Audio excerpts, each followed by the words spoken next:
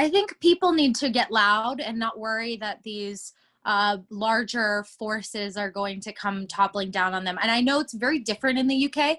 Actually, I know one of the women who is affected. She's a dear friend of mine, and nobody knows about this situation in the US. It was the first time I ever heard of it. And she told me about these messages. And, she was writing an article that she's still trying to get published, just talking about the bigger issue of bullying and misogyny in the wine industry, because it seems as though the UK, it's much more difficult for women here. Yeah. Well, as in the US here, you can still be successful and be very outspoken about certain things, Yeah.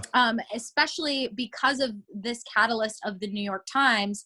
Now, I think people are getting less scared. I haven't been very scared the past few years. I got actually a lot of hate, but it's kind of transitioning because people kind of see like, oh, okay, like this has been the way that she always was, if that makes sense. Yeah. And and I think that women need to keep speaking up and to call it out the way it is. And it doesn't need to be emotional. It doesn't need to Yeah. be bad, but just